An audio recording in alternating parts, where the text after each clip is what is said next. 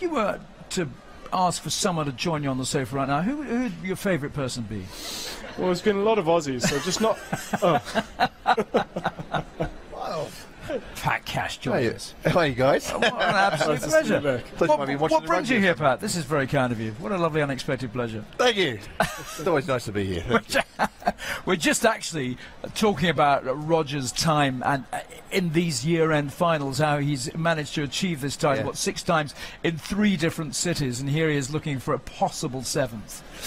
Well, it's quite amazing. I think one of the things I've been reflecting on when we look at Novak as well is actually how they manage their schedule. And Roger seems to be able to, early on in his career, really, he said, "Look, I need time off. I need to be fresh throughout the year." And what that means is that when he comes to the year-end finals, he is really fresh. And Novak, I think, has sort of taken a leaf out of his book and said, "I'm going to do the same sort of thing." And early on, Rafa, I think he really ran himself into the ground, and he sort of obviously had to adjust his schedule because of his injuries and everything else. So, and you've seen the classic case where it's the opposite. So many of the guys are just desperately trying to get here, and you know, a case like Andy, who works so hard to get here. And he's almost so relieved to get here that he didn't play his best tennis. But Roger's almost, through being so good, has earned the right to be able to pick and choose. A lot of the guys are not sure. They think, well, if I pick and choose, it might not be enough. So because he's so good, he's able to. But Rafa's still not afraid to play a lot of tournaments, is he? After he came back on the clay so strongly last year, I mean, he played a lot of matches, didn't he? Yeah, it was quite the clay.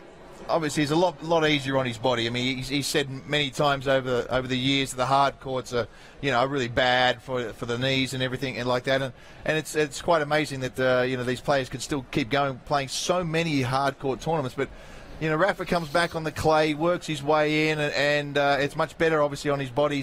He's having back problems now, but you know, I think even playing on the clay would be better than the hard courts. I mean, they call them hard courts for a reason. They're hard. They really are hard on the knees. I think his most recent absence was appendix operation, wasn't it? But that's all gone well, and he's seen him up and about and looking in good shape. I had one of those a couple of weeks before '86 Wimbledon, actually. Didn't do you any harm, did it? Appendix attack. Have you got appendix? You see my scar? Still in there. I don't, but I'm sure a lot of people would. Well, I've got enough scars all over the place. One here, one there, 5 there, about 7 there. Another place as well. And there's... it's a couple tattoos as well. Yeah, a couple of tattoos. But I had an appendix attack, and it was interesting hearing about Rafa saying how his appendix, he wasn't feeling very well. When I had my appendix attack, anybody's had it sort of gets worse and worse. And I thought, how he could actually be playing through that, I don't know. I mean, you know, if it is really infected, it's hard to play until I really had to go to hospital and get it taken out. But I played Wimbledon 2 weeks later, and so it was one of the... But you're a tough Aussie, though. Well, what they did was, that was '86. They didn't really have, they're just starting keyhole surgeries then, which is very common now. They go in there, they can reconstruct a whole knee through a keyhole surgery. But back then they didn't, and the surgeon said to me, he said, I'm actually going to go through, instead of, they used to cut the muscles in the stomach and take the appendix out. He said, I'm going to go around the muscles through a keyhole surgery. It's a sort of new thing that we're starting to do now. And obviously it's commonplace now, but he didn't have to cut my muscles, so I was back in a couple of weeks. I was exhausted by the end of Wimbledon, because it's more the anaesthetic than anything. It stays in your system. The anaesthetic actually stays in your system. There's traces of it 3 months after a surgery. So, you know, Rafa needs to get the surgery done really quickly.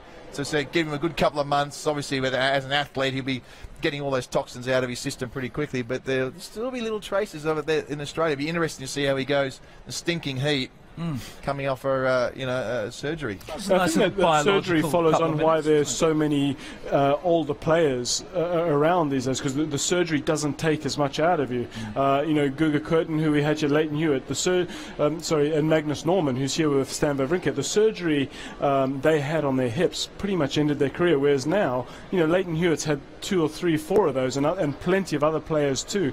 The labral tear on the hip. So you know, it's one of the reasons why players are around longer these days. Leighton's almost a robot now, isn't he? He's got a metal foot practically. Yeah, it's quite incredible. So we can rebuild him. Wasn't that $6 million man thing? We can rebuild him. Who's old enough to remember that? You're not. You two. Yeah, you really remember? Back in Zim, we got things real late. It took a while to get down there. Took 10 years to get down there.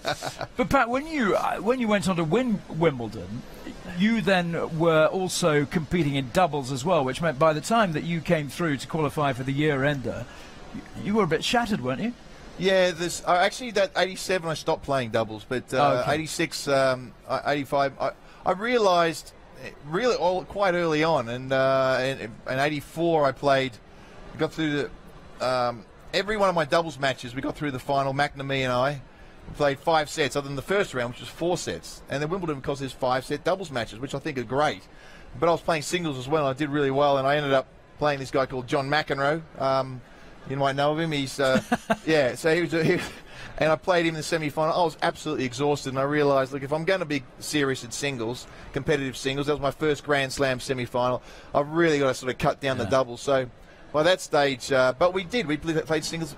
The rest of the tour, we played a lot of singles and doubles, and that was our way of getting practice. Yeah, and it's a shame we don't see that the top singles players playing nearly so much doubles now, even though it's a shortened event of the game. I wonder if you might have kept on going longer had it been brought in then. Yeah, for sure. Absolutely, for sure. I think it's a great idea. It's we could see how fast these guys. The doubles is kind of saved most of this tournament. I mean, it's been the highlight of the tournament. Some great matches. And so many of these players would benefit from doubles. I mean, Kei Nishikori is definitely making an effort to come forward more. I mean, how good for... And imagine trying to hold your serve against Djokovic and Nishikori. That'd be a lot of low volleys, wouldn't it? Yeah, that's right. It's a fantastic form of the game. It's almost a specialist type of thing. The guys are accurate, and I talk it up because they are highly, highly skillful. To be able to hit the ball right down the line or keeping it away from the opponent, it really is something. And as I said, some of these guys will really benefit. Actually, one of the best doubles rallies I've ever seen